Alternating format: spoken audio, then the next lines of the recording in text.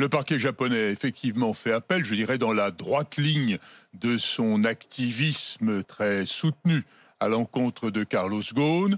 La dernière fois, c'est-à-dire lorsqu'il avait été mis en liberté après 108 jours de détention, le parquet avait aussi fait appel. Cet appel avait été sans suite. J'espère qu'il en sera de même pour ce recours intenté aujourd'hui par le parquet et que mon client sera libéré dans les jours. Ça pourrait se faire d'ici demain, après-demain. Ça pourrait se faire assez rapidement. Il y a un problème de caution, puisque comme on le sait, la liberté a été subordonnée au paiement préalable d'un cautionnement. Ce cautionnement, il faut le payer, donc il faut le temps de réunir les fonds, de le payer, ça peut prendre quelques jours. C'est quoi, c'est plusieurs millions d'euros? Alors, c'est 4 millions d'euros. Qui s'ajoute à la première caution, bien entendu. Qui était combien? La première caution était de l'ordre de 8 millions. Donc on est déjà à 12 millions d'euros. Oui. C'est vrai qu'on essaie de comprendre comment fonctionne la justice japonaise. Là, on a du mal à comprendre. Parce qu'il a fait, votre client, 108 jours de détention provisoire, consécutive donc à sa première arrestation le 19 novembre. Ensuite, il est sorti, libéré sous caution.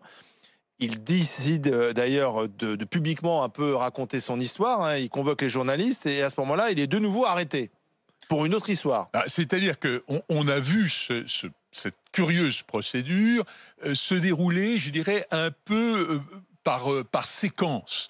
Dans un premier temps, on fait un premier reproche. C'était une histoire, je dirais, un peu rocambolesque de non-déclaration de revenus qui n'avaient pas été perçus et qui étaient aléatoires, donc qui n'avaient pas été déclarés. On ne voyait pas ce qu'il y avait d'extraordinaire là-dedans.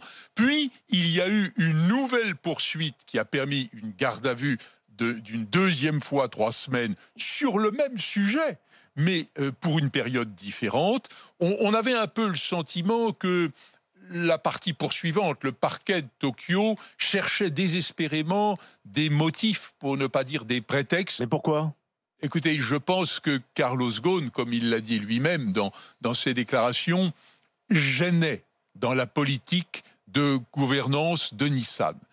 C'est une chose, là on parle de la justice. Pourquoi le parquet se met au service de Nissan ? Il a clairement... Alors, au service de Nissan, le parquet a été l'objet d'un certain nombre d'éléments que Nissan avait réunis. Ces éléments, il a peut-être eu la faiblesse de croire qu'ils étaient sérieux et fondés, et tout cela a entraîné l'histoire que nous savons. Mais le vrai problème, et c'est tout à fait d'actualité ça, le vrai problème, c'est que Carlos Ghosn voulait rapprocher plus encore Nissan, Mitsubishi et Renault, je ne dirais pas en faire une unique entreprise, mais presque, et les Japonais étaient farouchement opposés à cette hypothèse. Et d'ailleurs, récemment, et c'est là que les choses deviennent intéressantes, très récemment, alors que Carlos Ghosn n'est plus dans le paysage de direction de Renault et de Nissan, Renault a fait une proposition de même nature à Nissan.